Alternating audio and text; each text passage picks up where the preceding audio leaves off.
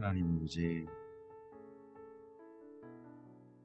주님의 선하신 도우심 가운데 이 주간에 이제 웨스턴의 일상의 참여를 했습니다.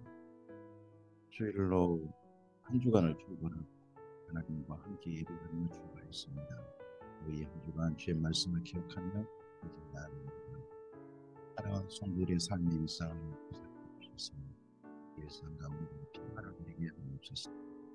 건강을 잘 관리하고 건강을 관리할 수 있도록 하나님의 보호하심을 힘입게 주옵소서. 그리고 사랑하는 사람들과의 모든 만남 가운데 하나님께서 함께해 주셔서 만남이 하나님 안에서 복된 만남이게 하옵소서. 이 시간도 삶과 주의 말씀을 듣겠습니다. 이 말씀을 가슴에 품은 사람으로서 하나님의 사람으로서 이 땅 가운데 나가게 하시고 그곳에서 이 말씀을 따라 하나님의 사람으로 하나님의 빛으로 하나님의 소리로 드러나게 하옵소서.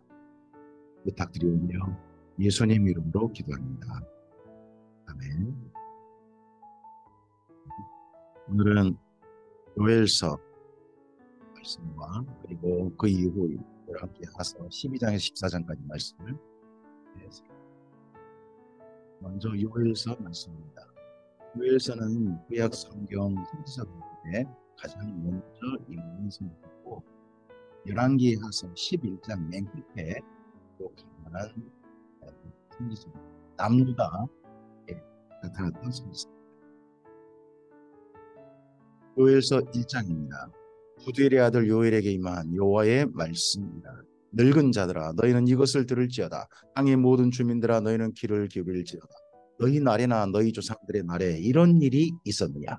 어떠한 일들이 이미 벌어지고 있습니다. 요엘 당시에 굉장히 비극적인 일들이 벌어지고 있어서 재앙의 일들이 벌어지고 있어서 그 일들을 기억을 생각해 봐라 하고 먼저 요엘 선지자가 일성을 외칩니다. 너희는 이 일을 너희 자녀에게 말하고 너희 자녀는 자기 자녀에게 말하고 그 자녀는 후세에 말할 것이니라. 두고두고 전해야 될 이야기라는 거죠. 팥중이가 남긴 것을 메뚜기가 먹고 메뚜기가 남긴 것을 느치가 먹고 느치가 남긴 것을 황충이 먹었도다. 이 팥중이, 메뚜기, 느치, 황충은 전부 다 메뚜기 종류입니다. 원어에 하면 그래서 메뚜기 때의 재앙이 가장 큰 재앙이었다. 그 당시에 그 이전에 겪어보지 못했던 정말 두고두고 전해야 할 만큼 그런 엄청난 재앙이다 하는 거죠. 취하는 자들아 너희는 깨어 울지어다. 포도주를 마시는 자들아 너희는 울지어다. 이는 단 포도주가 너 입에서 끊어졌음이니 다른 한 민족이 내 땅에 올라왔음 이로다. 다른 한 이족이라고 됐는데 한 민족처럼 엄청난 때가 올랐다는 것이지 사람이 올랐다는 뜻은 아닙니다. 원래 그들은 강하고 수가 많으며 그 이빨은 사자의 이빨 같고 그 어금니는 암사자의 어금니 같도다. 누구에 대한 묘사입니까? 메뚜기에 대한 묘사입니다. 그들이 내 포도나무를 멸하며 내 무화과 나무를 긁어 맑게 벗겨서 버리니 그 모든 가지가 하얗게 되었다. 너희는 처녀가 어렸을 때 약혼한 남자로 말미암아 굵은 배로 동이고 애곡함같이 살쪄라. 지금 엄청난 비극이 왔는데 특별히 먹거리가 완전히 이 메뚜기 때 재앙에 의해서 전멸당한 겁니다.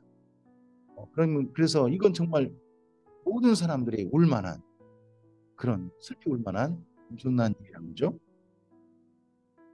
소재와 전제가 여호와의 성전에서 그려졌고 소재가 뭡니까? 곡식으로 가루를 세사고 전제가 뭔가요? 전제는 올리브기름이라든지 포도를 찝자가지고 포도주를 드리는 제사입니다. 근데 소재 전제가 끊어졌단 말은요. 아무것도 수입이 없다는 것입니다. 그냥 땅에 소출이 아예 없다. 여호와께 수종드는 제사장은 밭이 황무하고 토지가 마르니 곡식이 떨어지며 새 포도주가 말랐고 기름이 다하였도다. 농부들아 너희는 부끄러워할지어다. 포도원을 가꾸는 자들아 곡할지어다. 이는 밀보리 때문이라 밭의 소산이 다 없어졌음이로다. 포도나무가 시들었고 무화과 나무가 말랐으며 석류나무와 대추나무와 사과나무와 밭의 모든 나무가 다 시들었으니 이러므로 사람의 즐거움이 말랐도다. 이 모든 나무들이 바로 메뚜기 때에 피해를 입었다는 거죠. 제사장들아 너희는 굵은 배로 동이고 슬피 울지어다. 제단에 수종드는 자들아 너희는 울지어다. 내 하나님께 수종드는 자들아 너희는 와서 굵은 배를 입고 밤이 새도록 누울지어다. 이는 소재와 전제를 너희 하나님의 성전에 드리지 않는다. 지금 성전이 존재합니다. 너희는 금식일을 정하고 성회를 소집하여 장로들과 이 땅의 모든 주민을 너희 하나님 여호와의 성전으로 모으고 여호와께 부르짖을지어다. 네, 장로들과 모든 주민들을 말하지 왕을 말하지 않습니다. 이때다 보니까 이 요엘서의 기록식에 대해서 의견이 알고 합니다. 그런데 만약에 요아스라는 왕이 7살 때 왕이 되었다면 그는 현재 대표수 여호야다라든지 그런 사람들이 나라를 전체적으로 지도하는 그런 때였을 겁니다. 그럼 장로들과 이 땅의 주민들 그래도 충분히 대표가 된다고 봅니다. 슬프다 그날이여 여호와의 날이 가까웠나니 곧 멸망같이 전능자에게로부터 이르리로다. 먹을 것이 우리 눈앞에 끊어지지 아니하였느냐. 기쁨과 즐거움이 우리 하나님의 성전에서 끊어지지 아니하였느냐. 이가 흙덩이 아래에서 썩어졌고 창고가 비었고 곡간이 무너졌으니 곡식이 시들었으므로. 이때가 엘리사가 예언한 7년 기근이 한참이고 거기 메뚜기 재앙까지 왔다면 정말 엄청난 재앙인 거죠. 이미 씨를 뿌려도 흙덩이 아래서 다 썩어버립니다. 왜? 물이 없으니까 기근이 가뭄이 들었어요. 가축이 울부짖고 소떼가 소란한 이는 꼴도 없습니다. 풀이 없는 거죠. 양떼도 여호와여 내가 주께 부르짖으니 불이 목장의 풀을 살랐고 불꽃이 그의 모든 나무를 탔습니다. 거기다가 자연발화까지 일어나가지고 산불이 나고 곳곳에서 그런 지경이 있다는 거죠. 메뚜기 재앙에 7년 기근에 거기에 산불까지. 그래서 온통 나라가 너무 힘든 들짐승도 주를 향하여 헐떡이오니 시내가 다 말랐고 들의 풀이 불에 탔으니. 요엘서 2장입니다. 시온에서 나팔을 불며 거룩한 산에서 경고의 소리를 질러 이 땅 주민들로 다 떨게 할지니 이는 여호와의 날이 이르게 됨이니라. 이제 임박하였으니. 보통 여호와의 날 그러면 좋은 날, 하나님께서 정말 은혜를 베푸신 날, 그런데 이 날은 재앙의 날입니다. 지금 요엘이 선포하고 있는, 지금 경고하고 있는 날은 큰 재앙의 날입니다. 곧 어둡고 캄캄한 날이요 짙은 구름이 덮인 날이라. 새벽빛이 산 꼭대기에 덮인 것 같으니 이는 많고 강한 백성이 이르렀습니다. 이와 같은 것이 옛날에도 없었고 이후에도 대대에 없으리로다. 메뚜기 떼가 얼마나 엄청나게 몰랐냐 그러면 새카매진 거죠. 빛이 어두워질 정도로 엄청나게 많은 메뚜기 떼가 몰려왔다는 거죠. 불이 그들의 앞을 사르며 불꽃이 그들의 뒤를 태우니 그들이 예전의 땅은 에덴 동산 같았으나 그들의 나중의 땅은 황폐한 들 같으니 그것을 피한 자가 없도다. 메뚜기가 한번 쓸고 나가면 그 땅이 황폐해져 버리는 그런 모습을 그들은 목격해야 했습니다. 그의 모양은 맑았고 달리는 것은 기병 같으며 그들이 산꼭대기에서 뛰는 소리는 병거 소리와 같고 불꽃이 건물을 사르는 소리와도 같으며 강한 군사가 줄을 버리고 싸우는 것 같지요. 사람 아닙니다. 메뚜기 떼가 다니는 모습이 이러하다는 겁니다. 그 앞에서 백성들이 질고 무리의 낯빛이 하얘졌도다. 그들이 용사같이 달리며 무사같이 성을 기어오르며 각기 자기의 길로 나아가되 그 주를 이탈하지 아니하며 피차에 부딪히지 아니하고 각기 자기의 길로 나아가며 무기를 돌파하고 나아가나 상하지 아니하며 성중에 뛰어들어가며 성 위에 달리며 집에 기어오르며 도둑같이 창으로 들어가니 집안에까지 온통 메뚜기 떼로 완전 뒤덮여 버리는 거죠. 그 앞에 땅이 진동하며 하늘이 떨며 태와 달이 캄캄하며 별들이 빛을 보죠. 이랬을 때, 이런 재앙을 실제 경험했을 때 사람들이 느끼는 공포감이라는 게 얼마나 컸을까요? 여호와께서 그의 군대 앞에서 소리를 지르시고, 이 군대가 뭡니까? 메뚜기 떼입니다. 이 메뚜기 떼는 좋은 군대 아니죠. 여호와께서 그럼 이거 여호와의 군대라고 해가지고 이 군대를 좋은 군대로 이해해버린 사람들은 아주 이상한 사람들이 됩니다. 그의 진영은 심히 크고 그의 명령을 이행하는 자는 강하니 여호와의 날이 크고 심히 두렵도다. 당할 자 누구이랴. 네, 이때 이 진영 가운데 이 여호와의 군대로 말미암아 온통 남녀 땅이 재앙을 당하는 거죠. 그러면 이 여호와의 군대를 기도 군대니 하나님의 십자가 군대니 그렇게 말씀하시면 안 됩니다. 이 군대는 엄청난 재앙을 몰고 오는 그 땅에, 하나님의 땅에 피해를 입히고 있는 재앙을 부르는 군대인 겁니다. 여호와의 말씀에 너희는 이제라도 금식하고 울며 예통하고 마음을 다하여 내게로 돌아오라 하셨나니 너희는 옷을 찢지 말고 마음을 찢고 너희 하나님 여호와께로 돌아올지어다. 그는 은혜로우시며 자비로우시며 노하기를 더디하시며 이내가 거시사 뜻을 돌이켜 재앙을 내리지 아니하시나니 주께서 혹시 마음과 뜻을 돌이키시고 그 뒤에 복을 내리시사 너희 하나님 여호와께 소제와 전제를 드리게 하지 아니하실는지 누가 알겠느냐. 소제와 전제를 다시 드릴 날이 있다는 것은 땅에 소출이 있는 거죠. 이 땅에 다시 기근이 멈추고 메뚜기 재앙이 물러가고 비가 내려서 이 땅에 다시 농사를 지을 수 있어서 하나님께 이렇게 다시 제사를 드릴 수 있게 될지 어떻게 알겠느냐. 제사도 드릴 것도 없는 거죠. 너희는 시온에서 나팔을 불어 거룩한 금식일을 정하고 성회를 소유 백성을 모아 그 모임을 거룩하게 하고 장로들을 모으며 어린이와 젖먹는 자를 모으며 신랑을 그 방에서 나오게 하며 신부도 그 신방에서 나온다고. 여기 어린이도 오라 그러잖아요. 젖먹는 오라 그러잖아요. 이 어린이 그럼 누가 또 오릅니까? 어린이 그러면 바로 요시야 왕일 겁니다. 7살 됐죠. 다 오라는 겁니다. 원래 성전에 이들은 오지 않습니다. 근데 이들까지 다 오라고 합니다. 신랑과 신부도 오라고 합니다. 여호와를 섬기는 제사장들은 낭실과 제단 사이에서 울며 이르기를 여호와여 주의 백성을 불쌍히 여기소서. 주의 기업을 욕되게 하여 나라들로 그들을 관한하지 못하게 하옵소서. 어찌하여 이방인들로 그들의 하나님이 어디 있느냐 말하게 하겠나이까 할지어다. 지금 엄청난 재앙을 당해서 주변 나라들로부터 조롱을 당할 정도가 된 거죠. 그때 여호와께서 자기의 땅을 극진히 사랑하시어 그의 백성을 불쌍히 여기실 것이다. 이렇게 되길 바라서 하나님 앞에 모임을 모으라는 거예요. 여호와께서 그들에게 응답하여 이르시기를 내가 너희에게 곡식과 새 포도주와 기름을 주리니 너희가 이로 말미암아 흡족하리라. 내가 다시는 너희가 나라들 가운데서 욕을 당하지 않게 할 것이며 내가 북쪽 군대를 너희에게서 멀리 떠나게 하여 메마르고 적박같다고 쫓아내리니 그 앞에 부대는 동해로 그 뒤에 부대는 서해로 들어갈 것이라. 강한 냄새가 일어나고 악취가 오르니 이는 큰 일을 행하였음이니라 하시리라. 여기까지는 뭡니까? 선지자가 기대하는 겁니다. 우리가 하나님 앞에 성회를 모이고 이렇게 하면 하나님께서 이렇게 하실 것이다. 이런 날이 오게 될 것이다. 혹시 이런 날이 올 걸 우리가 기대하고 이렇게 하자 합니다.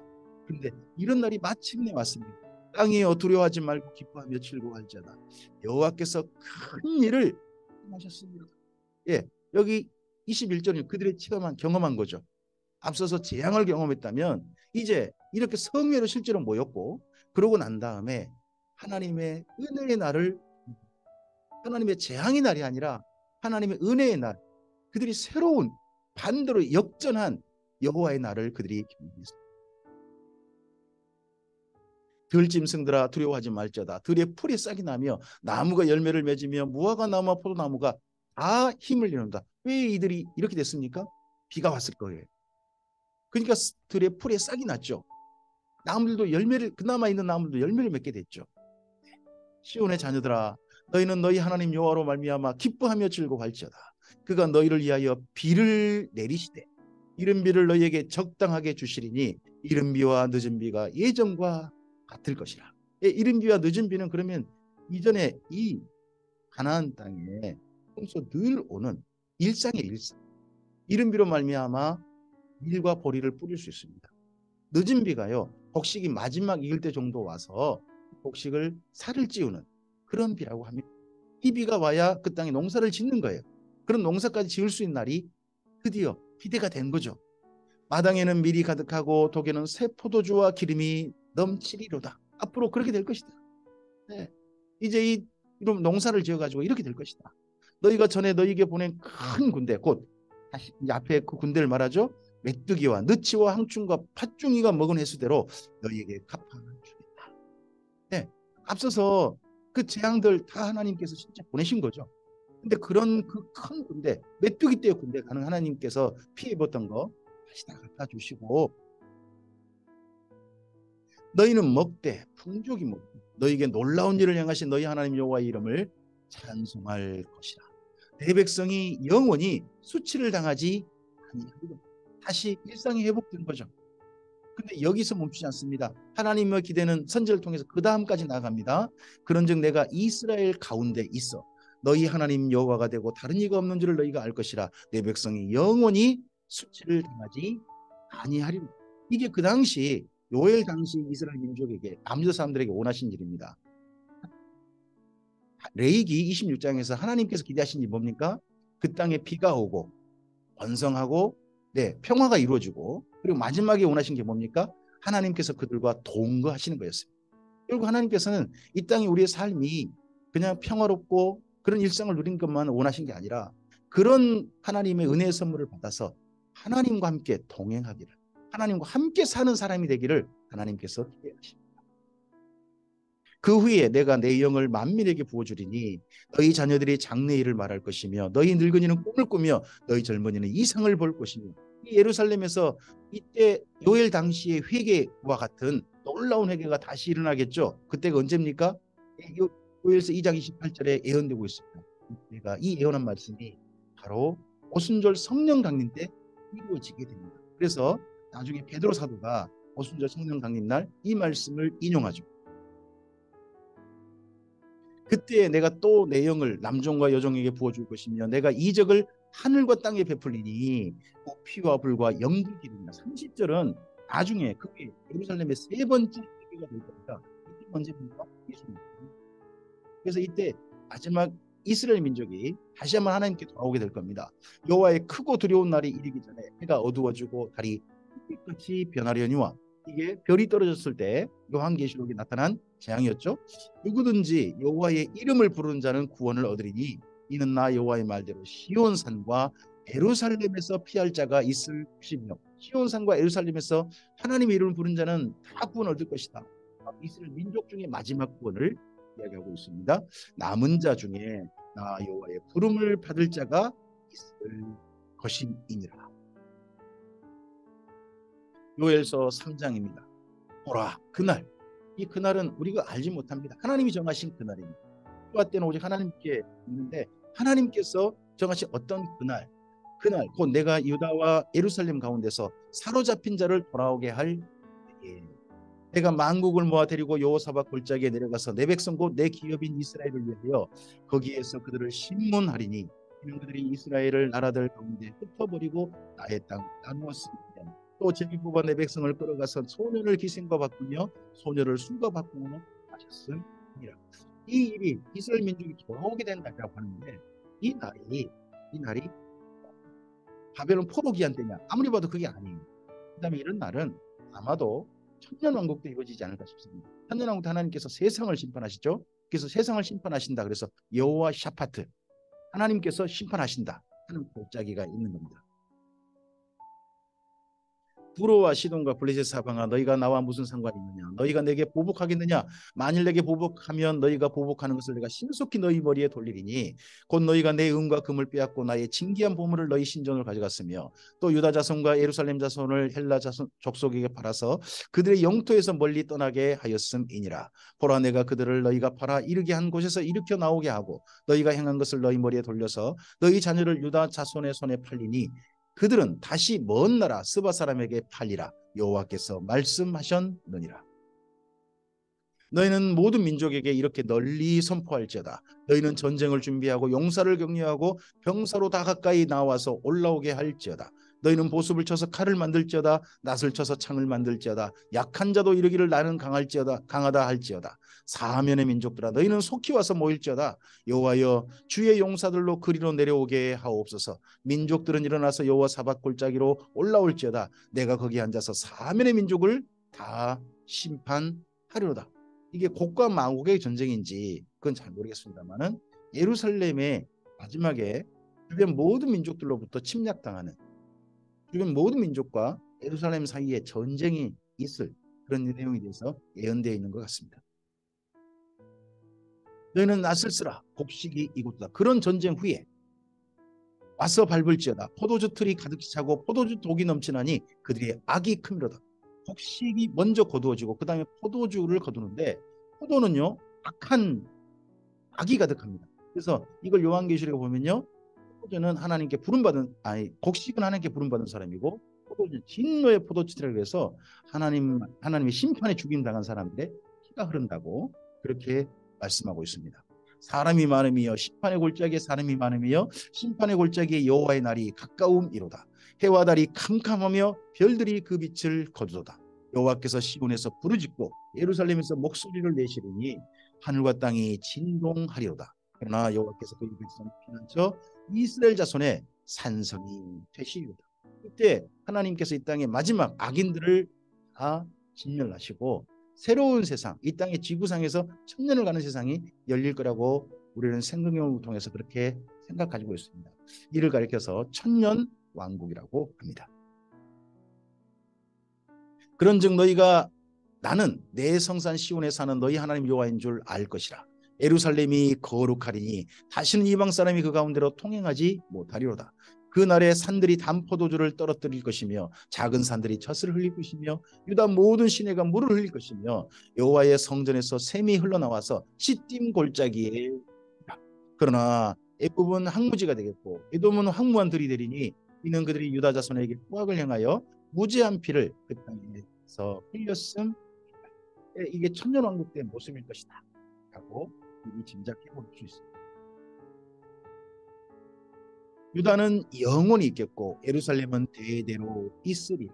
내가 전에는 그들의 피 흘림 당한 것을 갚아주지 아니하였거니와 이제는 갚아주리니 이는 여호와께서 시온에 거하심. 하나님께서 시온에 영원히 거하신 그곳을 우리는 새 예루살렘 성이라고 합니다. 그래서 우리가 바라보고 있는 곳이 요한계시록에 있는 새 예루살렘 성이죠. 그곳에서 이 하나님께 구원받은 자 이스라엘 민족과 모든 이방 사람들도 함께 구원받은 이방 사람들과 함께 주님과 함께 영원히 살게 됩니다. 이상 요엘서 말씀이었습니다. 요엘서 말씀을 이어서 우리가 계속 읽어갈 말씀은 열왕기하서 12장으로 예후의 제7년에 요아스가 왕이 됩니다. 요아스가 왕이 됐을 때 그때 정도의 요엘 사건이 있었고 그 후에 요아스가 왕이 되고서 끝난 사건은 10장 뒤라고 생각하시면 됩니다. 예루살렘에서 40년간 그의 어머니의 이름은 시비아라 요엘세바 사람이더라. 요아스는 제사장 여호야다가 그를 교훈하는 모든 날 동안에는 여호와 보시기에 정직하였습니다. 여호야다가 그를 교훈하는 날 동안에는 그럼 그 후에는 뭔가 의미가 심장하게 되죠. 다만 산당들을 제거하지 아니하였으므로 백성이 여전히 산당에서 제사하며 분향하였더라. 요아스가 제사장들에게 이르되 여호와의 성전에 거룩하게 하여 드리는 모든 은, 곧 사람이 통용하는 은이나 각 사람의 몸값을 드리는 은이나 자우나 여호와의 성전에 드리는 모든 은은 제사장들이 각각 아는 자에게서 받아들여 성전의 어느 곳이든지 파손된 것을 보든 그곳으로 수리하라 하였으나 여호와스 왕 제23년에 이르도록 제사장들이 성전에 파손한 데를 수리하지 아니하였는지라. 여호와스 왕이 대제사장 여호야다와 23년까지는 그럼 대제사장 여호야다가 살아있었던 이야기죠. 제사장들을 불러 이르되 너희가 어찌하여 성전에 파손한 데를 수리하지 아니하였느냐. 이제부터는 너희가 아는 사람에게서 은을 받지 말고 그들이 성전에 파손한 데를 위하여 드리게 하라. 후원을 받지 말고 이제는 성전에 정식으로 성전에서 그냥 받아라. 그걸 가리켜서 연복이라고 합니다. 제사장들이 다시는 백성에게 은을 받지 아니하고 성전 파손한 것을 수리하지도 아니하기로 동의하니라. 제사장 여호야다가 한 궤를 가져다가 이 궤가 이제 연복궤가 되는 거죠. 그것에 뚜껑에 구멍을 뚫어 여호와의 전문 어기 오른쪽 곧 제단 옆에 두매 여호와의 성전에 가져오는 모든 은을 다 문지키는 제사장들이 그 궤에 넣었더라. 이 연복궤는 특별 목적 헌금입니다. 특별 목적 헌금은 그 목적대로만 써야 되는 거죠. 이 궤에 넣은 헌금은 예물은 모두 다 성전 수리에만 이때는 사용되었습니다. 이에 그 궤 가운데 은이 많은 것을 보면 왕의 서기와 대제사장이 올라와서 여호와의 성전에 있는 대로 그 은을 계산하여 봉하고 그 달아본 은을 일하는 자 곧 여호와의 성전을 맡은 자의 손에 넘기면 그들이 또 여호와의 성전을 수리하는 목수와 건축하는 자들에게 주고 또 미장이와 석수에게 주고 또 여호와의 성전 파손한 데를 수리할 제목과 다듬은 돌을 사게 하며 그 성전을 수리할 모든 물건을 위하여 쓰게 하였으되 여호와의 성전에 드린 그 은으로 그 성전의 은대접이나 불짓개나 주발이나 나팔이나 모든 아무 금그릇이나 은그릇도 만들지 아니하고 그러니까 오직 성전 수리에만 쓸 거죠. 그 은을 일하는 자에게 주고 그곳으로 여호와의 성전을 수리하게 하였으며 이러한 헌금을 특별 목적 헌금 즉 연보라고 합니다. 또 그 은을 받아 즉 일꾼에게 주는 사람들과 회개하지 아니하였으니 이는 그들이 성실히 일을 했습니다. 속건제의 은과 속죄제의 은은 여호와의 성전에 드리지 아니하고 제사장에게 돌렸더라. 그때 아람 왕 하사엘이 올라와서 가드를 쳐서 점령하고 예루살렘을 향하여 올라오고자 하므로 유다 왕 요아스가 그의 조상들 곧 유다 왕 여호사밧과 여호람과 아하시아가 구별하여 드린 모든 성물과 자기가 구별하여 드린 성물과 여호와의 성전 곡간과 왕궁에 있는 금을 다 가져다가 아람 왕 하사엘에게 보냈더니 하사엘이 예루살렘에서 떠나갔다. 남유다가 이때 또 아람으로부터 침략했다 하는 사건이 있는 거죠. 요아스 왕 때. 이게 어느 왕의 어느 시점인지는 여기 열왕기 하서에서는 잘 알 수가 없습니다. 요아스의 남은 사적과 그가 행한 모든 일은 유다 왕 역대지략에 기록되지 아니하였느냐. 요아스의 신복들이 일어나 반역하여 실라로 내려가는 길, 실라로 내려가는 길가에 밀로 궁에서 그를 죽였고 그를 쳐서 죽인 신복은 시므앗의 아들 요사갈과 소벨의 아들 여호사바드였더라. 그는 다윗성에 그의 조상들과 함께 장사되고 그의 아들 아마샤가 그를 대신하여 왕이 되니라. 요아스가 참 불행하게 신하들에 의해서 죽임당하는 그런 것입니다. 그의 생명을 그 땅에서 연수를 다하지 못하고 출세에 힘을 마감하고 그의 아마샤에게 아들에게 보여줍니다. 열왕기 하서 13장입니다. 이제 이런 남유다 이야기 말고 다시 부기사를 얘기하고 돌아갑니다. 유다의 왕 아하시아의 아들 요아스의 제23년에 성전 수리했던 바로 그때였죠. 예후의 아들 여호아하스가 사마리아에서 이스라엘 왕이 되어 17년간 다스리며 여호와 보시기에 악을 행하여 이스라엘에게 범하게 한 느밧의 아들 여로보암의 죄를 따라가고 거기서 떠나지 아니하였으므로 여호와께서 이스라엘에게 놓아사 늘 아람 왕 하사엘의 손과 그의 아들 베나닷의 손에 넘기셨습니다. 아람 왕이 이스라엘을 학대함으로 여호아하스가 여호와께 간구하며 여호와께서 들으셨으니 이는 그들이 학대를 받음을 보셨습니다. 자, 북이스라엘 왕 가운데서요 여호와 하나님께 간구했다라고 하는 왕이 실제 그런 표현 있는 왕이 여기 여호아하스가 있습니다. 그래도 예후 왕조는요 베델 금송아지 단의 금송아지 섬기지만요 그래도 여호와 하나님께 기도하는 그런 왕이었던 건 분명히 있습니다. 네. 여호와께서 이에 구원자를 이스라엘에 주시매 이스라엘 자손이 아람 사람의 손에서 벗어나 전과 같이 자기 장막에 거했으나 그들이 이스라엘에 범죄하게 한 여로보암의 집의 죄에서 떠나지 않고 그 안에서 따라 행하며 또 사마리아의 아세라 목상을 그냥 두었더라. 아람 왕이 여호아하스의 백성을 멸절하여 타작마당에 띠끌같이 되게 하고 마병 50명과 병거 10대와 병 10,000명 외에는 여호아하스에게 남겨두지 아니하라. 여기를 아모스는 이렇게 말합니다. 그때 북이스라엘 땅이 전염병이 가득했다. 사람이 사는 곳이 없어졌다. 완전히 전쟁터가 되고 말았다. 그런데 너희가 내게로 돌아오지 아니했다라고 하는 그때가 바로 여기 여호아하스 때로 보이죠.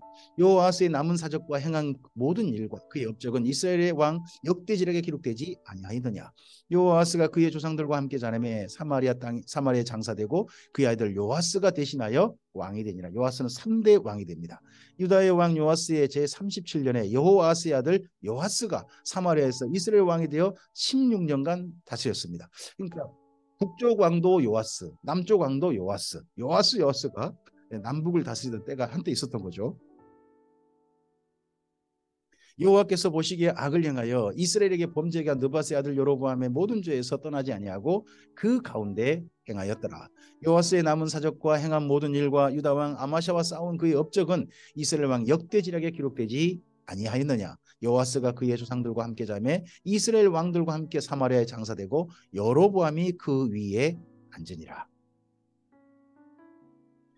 자, 이 요아스 왕 때 먼저 누가 죽냐 그러면 바로 엘리사가 죽습니다. 그때 그래서 요아스 왕 이야기를 하고서 엘리사의 죽음 이야기를 이제 이야기합니다.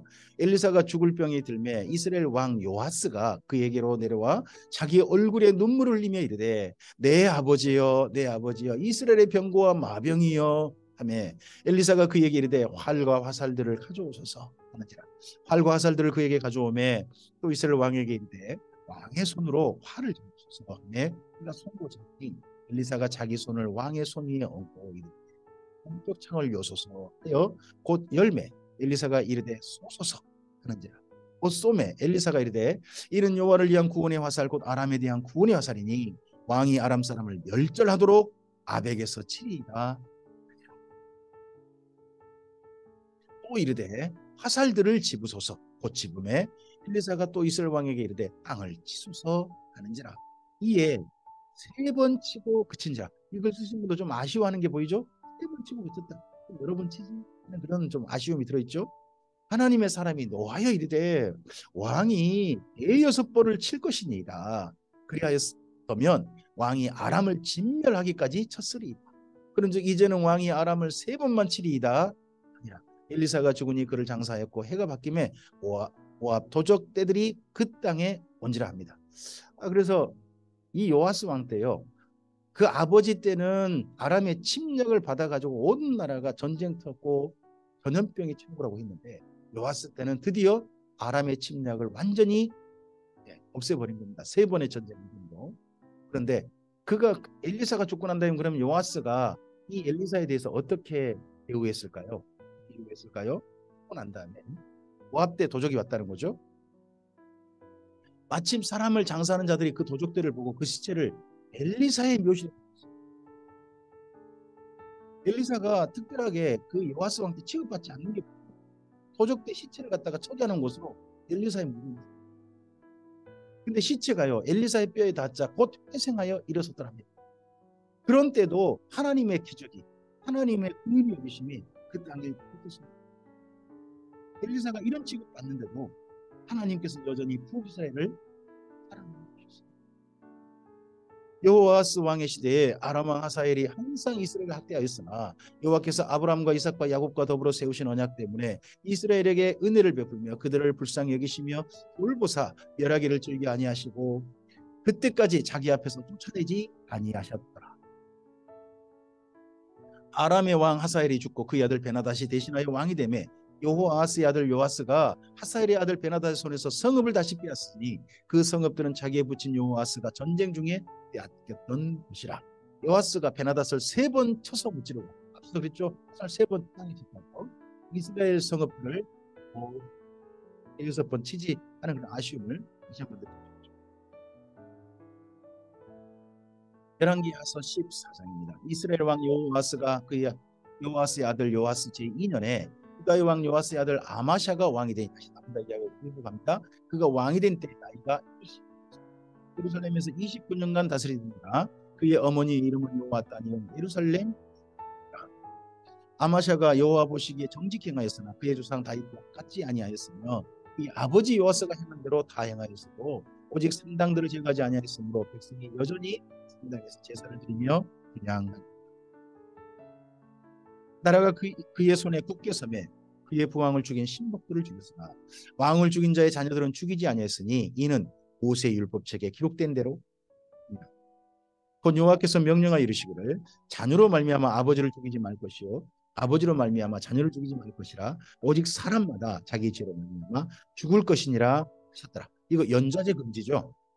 계속해서 부모가 죄를 지으면 그 자손에게까지 피해를 입히는 그런 일들을 하지 마라 했는데, 여기 남유다 왕이 아마샤가 그렇게 한 겁니다. 아마샤가 소금 골짜기에서 에돔 사람 10,000명을 죽이고 또 전쟁을 하여 셀라를 취하고 이름을 욕되리라 하였으니 오늘까지 그러하니라.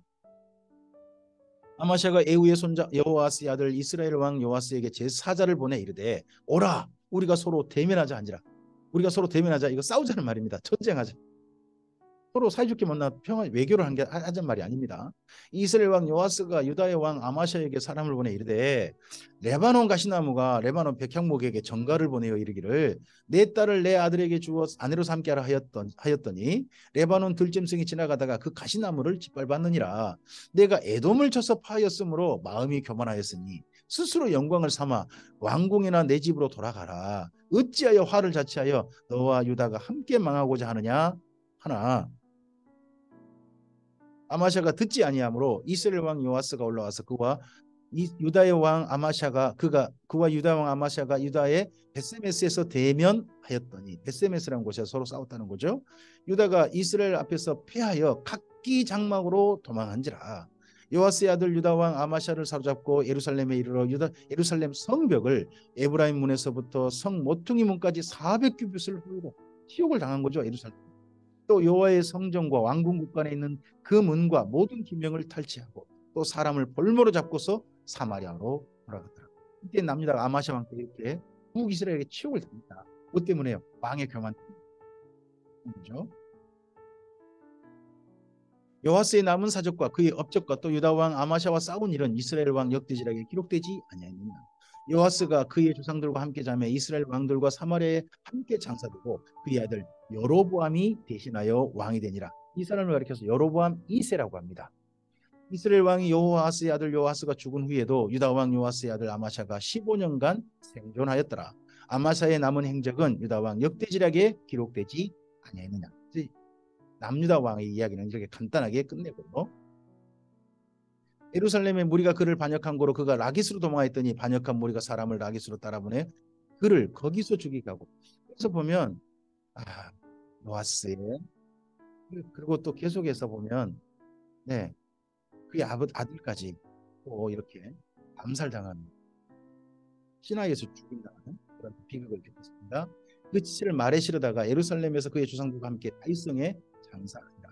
유다 온 백성이 아사랴를 그의 아버지 아마샤를 대신하여 왕으로 삼니 그때 그의 나이가 16세라. 아사랴 또는 우시야 이렇게 부르기도 합니다. 아마샤가 그의 조상들과 함께 잔 후에 아사랴가 엘랏을 건축하여 유다에 복귀되었더라. 유다 여왕 요아스의 아들 아마샤 제15년에 유다 여왕 요아스의 아들 여로보암이 사마리아에서 왕이 되어 41년간 다스렸습니다. 여호와보시 악을 행하여 이스라엘에게 범죄하게 한 느바스의 아들 여로보암의 모든 죄에서 떠나지 않았다. 악한 왕이었다는 거죠. 그런데 이스라엘 하나님 여호와께서 그의 종 가드 헤벨 아미띠 아들 선지자 요나를 통하여 하신 말씀과 같이 누가 등장하죠? 요나. 우리 요나서의 그 요나입니다. 여로보암이 이스라엘 영토를 회복하되 하맛 억에서부터 아라바 바다까지 하였습니다. 여로보암 있을 때가 북이스라엘 최전성기입니다. 가장 강력할 때입니다. 근데 그 악한 왕인데 강력했습니다. 하나님께서 근데 그 악한 왕에게 선지자를 보내셔가지고 내가 너희 나라 부강하게 해줄게 했다는 거죠. 그 선지자 이름이 요나입니다. 이는 여호와께서 이스라엘의 고난이 심하여 매인자도 없고 노인자도 없고 이스라엘 도울 자도 없음을 보시고 이전에 이스라엘이 맨날 그만 죄 때문에 큰 고통을 받았잖아요. 왕조가 바뀌고 외세 침략이 있고 힘과 또 메뚜기 장도 오고 이런 일 때문에 참 힘들었다는 거죠. 하나님께서 불쌍히 여기셨습니다. 여호와께서 또 이스라엘의 이름을 천하에 없이 하겠다고도 아니하셨으므로 요아스의 아들 여로보암의 손으로 구원하신 여더라. 여로보암의 남은 사적과 모든 행한 일과 싸운 업적과 다메섹을 회복한 일과 다메섹이 어디입니까? 아람의 수도입니다. 거기까지도 북이스라엘이 회복했답니다. 이전에 유다에 속했던 하맛을 이스라엘에 들어린 일은 유다 왕 역대지락에 기록되지 않아요. 심지어 남유다 땅도 북이스라엘이 빼앗아간 거죠. 여로보암이 그의 조상 이스라엘 왕들과 함께 자고 그의 아들 스가랴가 대신하여 왕이 되니라. 근데 이때 정도에 이 여로보암 때가 최전성기인데 좀 전에 보셨던 것처럼 요나가 등장합니다. 그 요나와 함께 하나님께 두 선지자를 더 보냅니다. 3명의 선지자 등장해요. 아모스와 호세아가 됩니다. 이때 정도 북이스라엘 상황입니다. 북이스라엘 선지자 3명이 최전성기 때 보냄받습니다. 나라가 평안해요. 근데 악해요. 그럴 때 하나님이 선지자를 보냅니다. 왜 보냅니까? 지금 망할 짓만 하고 있거든요. 그럼 좀 공의를 베풀었는데 안 되고 있거든요. 선지자는 정말 가기 싫은 곳으로 보냄받습니다. 아마도 하나님께서 정말 가기 싫으실 정도로 마음이 정말 지금 그러신 곳이 북이스라엘이지 않았을까 싶습니다. 그리고 선지자들은 그 진짜 못된 바닥을 봅니다. 자기를 보고 못된 지도자를 보고 못된 백성들을 봅니다. 이런 것들을 다 지켜보고 있을 분이 하나님이시겠죠. 근데 그들이 만난 하나님은요. 요나는 그런 이스라엘 민족을 요나를 설득하신 하나님을 만났습니다. 그리고 아모스는요. 그런 못된 지도자들로 말미암아 망하고 있는 그 북이스라엘에 다시 좋은 지도자를 두셔가지고 다시 심고 싶어 하시는 하나님을 만났습니다. 그리고 호세아는요. 그런 못된 백성들이 가득한 그 나라를 여전히 사랑하시는 하나님을 만났습니다. 그래서 우리 이제 내일부터 이 다음 말씀들 요나, 아모스, 호세아 말씀을 이때 살피도록 하겠습니다. 오늘 여기까지입니다. 남유다에 요엘 선지자가 등장해서 그때 그래도 하나님께 돌이켰습니다. 요엘 선지자도 있고 여호야다. 그래서 하나님께로 돌아가는 그런 때가 잠시 있었습니다. 그래서 그런지 하나님께서 이후에요, 북이스라엘은 강하게 하나 남유다는 그 이후에 좀 더 전제하게 하신 것을 봅니다. 그들에게 힘이 보였기 때문이지 않으셨을까요? 우리가 조금이라도 잘하면 하나님께서는 거기서 기대하시는 것 같습니다. 정말 사랑하시니까 그런 것 같습니다.